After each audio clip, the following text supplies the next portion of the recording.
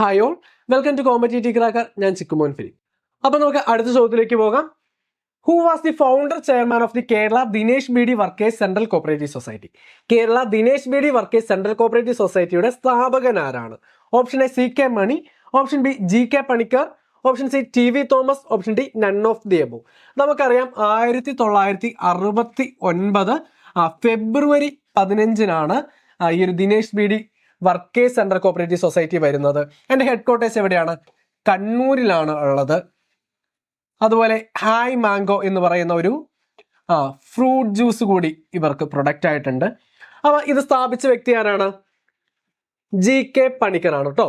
G K പണിക്കറാണ് നമ്മുടെ Dinesh B D workers central cooperative societies ആരംഭിച്ചത്. അത് ഏത് ആക്ടിന്റെ കീഴിലാണ് രജിസ്റ്റർ ചെയ്തിരിക്കുന്നത് എന്ന് ചോദിച്ചു കഴിഞ്ഞാൽ B D and cigar workers condition employment act 1966 1966 B D and cigar workers condition employment ആക്ടിന്റെ കീഴിലാണ് ഈ ഒരു സൊസൈറ്റി രജിസ്റ്റർ ചെയ്തിരിക്കുന്നത്.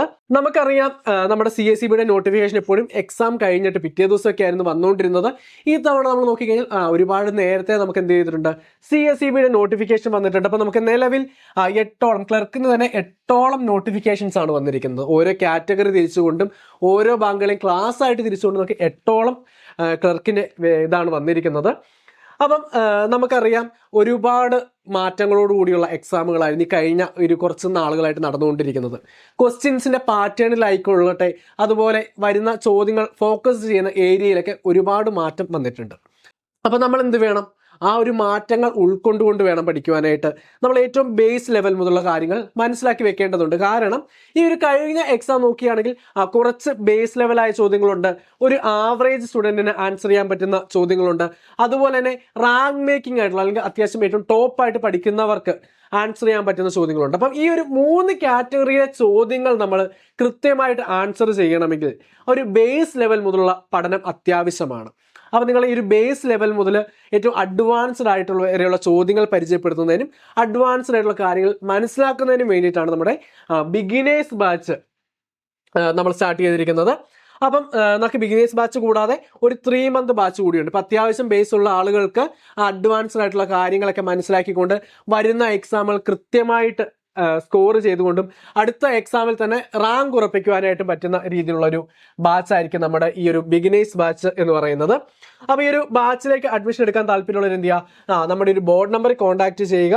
അതുപോലെ നമ്മുടെ കമന്റ് ബോക്സിൽ നമ്മൾ എന്ത് ചെയ്തിരിക്കാം? ഒരു ഗൂഗിൾ ഫോം കൊടുത്തിരിക്കാം. അതുവഴി നിങ്ങൾക്ക് നമ്മുടെ കോഴ്സിനെ കുറിച്ച് കൂടുതൽ ഡീറ്റെയിൽസ് അറിയുവാനായിട്ട് സാധിക്കുന്നതായിരിക്കും. അപ്പോൾ നമുക്ക് അടുത്ത ചോദ്യത്തിലോട്ട് പോകാം. Number of ICMs in Kerala. കേരളത്തിൽ എത്ര ICMs ആണ് പ്രവർത്തിക്കുന്നത്? നമുക്ക് പ്രീവിയസ് ഒരുപാട് വന്നിട്ടുള്ള ചോദ്യമാണ് അല്ലേ? അപ്പോൾ എല്ലാവർക്കും തന്നെ ഇതിന് ആൻസർ അറിയാം. എത്രയാണ്? 2 ICMs ആണുള്ളത്. ഒന്ന് തിരുവനന്തപുരം പൂജപ്പുരയിലും 2 കണ്ണൂർ പറശ്ശിനിക്കടവിലുമാണ് അല്ലേ? അടുത്ത ചോദ്യം. Who started the first urban cooperative bank in India in the form of a mutual aid society? ഒരു മ്യൂച്വൽ എയ്ഡ് സൊസൈറ്റിയുടെ രൂപത്തിൽ ഇന്ത്യയിൽ ആദ്യമായിട്ടൊരു അർബൻ കോപ്പറേറ്റീവ് ബാങ്ക് സ്ഥാപിച്ചത് ആരാണ്? Option A Schulze Delitzsch, option B Vithal Laxman Kavthekar, option C Maclagan, option D none of the above. നമുക്കറിയാം Schulze എന്ന് പറയുന്നത് ഏത് രാഷ്ട്രത്തെ അല്ലെങ്കിൽ ഏത് രാജ്യത്തെ കോപ്പറേറ്റർ ആണെന്ന് നമുക്കറിയാം. എവിടത്തെയാണ്?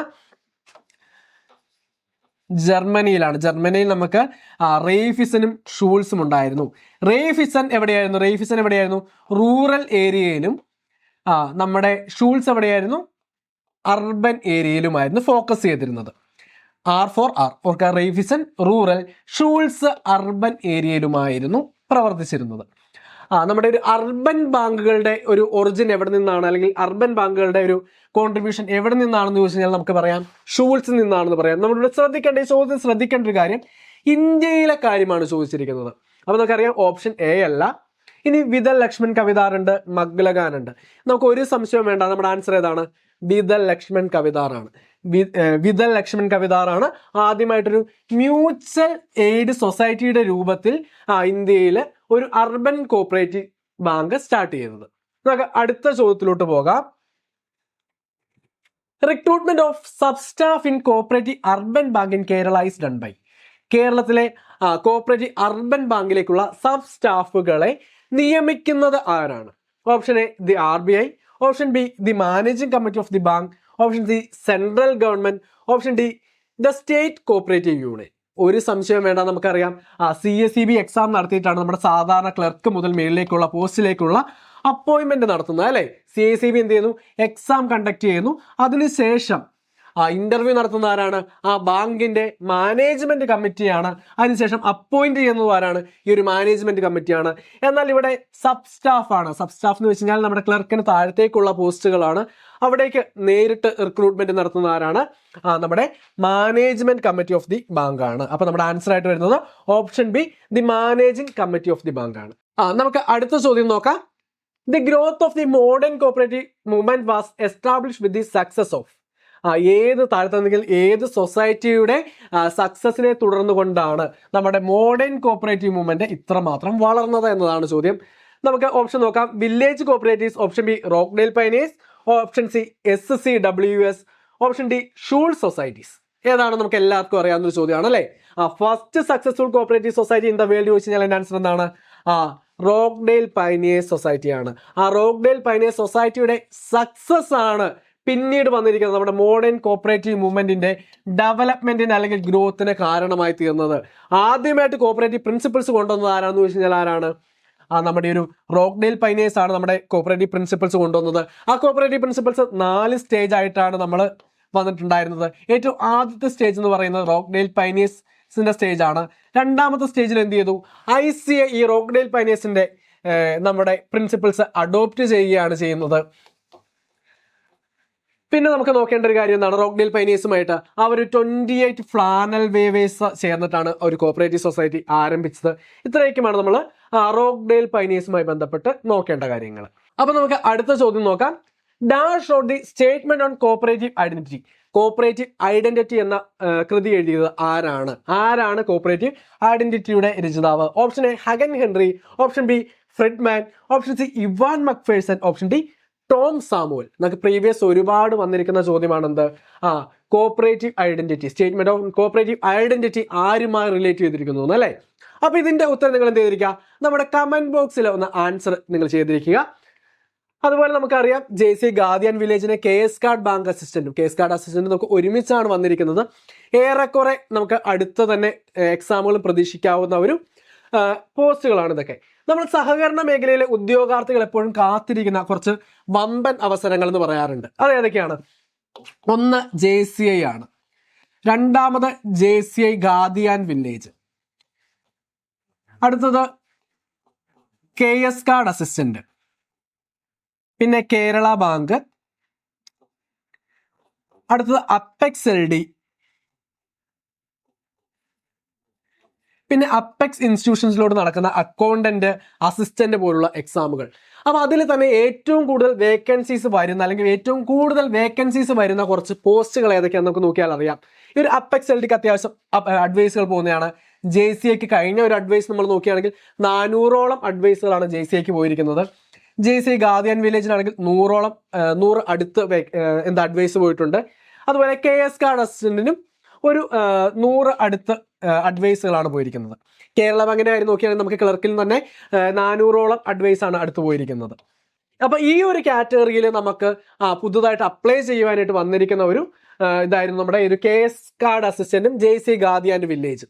അപ്പൊ നിങ്ങളെല്ലാവരും തന്നെ അതിന്റെ ആപ്ലിക്കേഷൻ സബ്മിറ്റ് ചെയ്തിട്ടുണ്ടാവുമെന്ന് കരുതുകയാണ്. ഇൻ കേസ് ആരെങ്കിലും അപ്ലൈ ചെയ്യാത്തവരുണ്ടെങ്കിൽ ഉടനെ തന്നെ അപ്ലൈ ചെയ്യുക. നമുക്കിനി വേണ്ടത് ആ ഒരു സിലബസ് മനസ്സിലാക്കിയുള്ള ചിട്ടയായ പഠനമാണ്. CSEB ഉദ്യോഗാർത്ഥിയെ സംബന്ധിച്ച് അവർക്ക് നെഗറ്റീവ് മാർക്കില്ല, എന്നാൽ ഈ ഒരു PSC എക്സാമിന് നിങ്ങൾക്ക് നെഗറ്റീവ് മാർക്ക് ഉണ്ട്. അതുകൊണ്ട് നമ്മൾ മാർക്ക് സ്കോർ ചെയ്യുന്നതിനോടൊപ്പം തന്നെ മാക്സിമം നെഗറ്റീവ് കുറയ്ക്കുവാനായിട്ട് കൂടി ശ്രദ്ധിക്കേണ്ടതുണ്ട്. അപ്പൊ അതിനുവേണ്ടി തയ്യാറാക്കുന്നതിന് വേണ്ടിയിട്ടാണ് നമ്മുടെ ഒരു JCI ഗാദിയൻ വില്ലേജിനെ KS കാർഡ് അസിസ്റ്റന്റിന്റെ പുതിയ ബാച്ച് CCയിൽ ആരംഭിക്കുന്നത്. അപ്പൊ നിങ്ങൾക്ക് ഈ ഒരു നെഗറ്റീവ് മാർക്കുകൾ എങ്ങനെ കുറയ്ക്കാം? എല്ലാവരെയും സംബന്ധിച്ചും നെഗറ്റീവ് മാർക്കാണ് റാങ്കിൽ നിന്നും ആളുകളെ പിന്നോട്ട് വലിക്കുന്നത്. അപ്പോൾ ഈ ഒരു നെഗറ്റീവ് മാർക്ക് എങ്ങനെ കുറയ്ക്കാം, എങ്ങനെ നമുക്ക് ഓപ്ഷൻ എലിമിനേഷൻ മെത്തേഡിൽ കൂടി ശരിയായ ഉത്തരം കണ്ടെത്താം, ഇത്തരം കാര്യങ്ങളൊക്കെ നമ്മൾ നമ്മുടെ ഒരു ബാച്ചിൽ കറക്റ്റായിട്ട് ഡിസ്കസ് ചെയ്യും. ലൈവ് ക്ലാസ്സുകൾ ഉണ്ടാവും, അതുപോലെ റെക്കോർഡഡ് ക്ലാസ്സുകൾ, എക്സാമുകൾ, സ്പെഷ്യൽ മെന്റർഷിപ്പ് സപ്പോർട്ട്, അങ്ങനെ ഒരുപാട് ഫീച്ചേഴ്സോടുകൂടിയാണ് നമ്മുടെ ഒരു KS കാർഡിന്റെയും JCIയുടെയും പുതിയ ബാച്ച് ആരംഭിച്ചിരിക്കുന്നത്.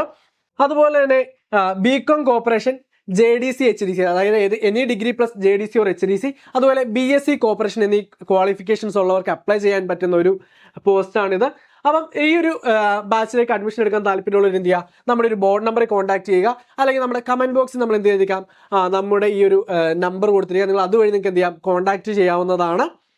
അപ്പം ഒട്ടും സമയം കളയാതെ നമ്മൾ എന്ത് ചെയ്യണം, പഠിച്ചു തുടങ്ങണം. എക്സാം നമുക്കൊരു ജനുവരി ഫെബ്രുവരി കൂടി നമുക്ക് എക്സ്പെക്ട് ചെയ്യാവുന്നതാണ്.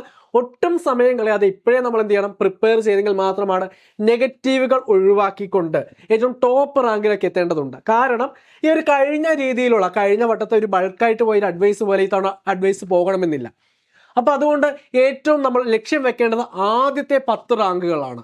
ആദ്യ 10 റാങ്ക് ഷുവറായിട്ടും എന്താണ്, അഡ്വൈസ് പോകുന്ന റാങ്കുകളാണ്. അപ്പോൾ ഏറ്റവും ടോപ്പ് റാങ്കിലേക്ക് വേണം നമ്മൾ ലക്ഷ്യം വെക്കുവാനായിട്ട്. ആ ടോപ്പ് റാങ്കിലേക്ക് എത്തണമെങ്കിൽ നമ്മൾ എക്സാമിന് 30 ദിവസം കൊണ്ടല്ല നോക്കേണ്ടത്. നമ്മൾ തുടക്കം മുതൽ ഏറ്റവും ബേസ് ആയിട്ട് കാര്യങ്ങൾ മനസ്സിലാക്കി പോവുകയാണെങ്കിൽ ഉറപ്പായും നമ്മൾ ആ ലക്ഷ്യം വെച്ചിരിക്കുന്ന ആദ്യ 10 റാങ്കുകളിൽ ഒന്ന് നമുക്ക് സ്വന്തമാക്കുവാനായിട്ട് പറ്റും.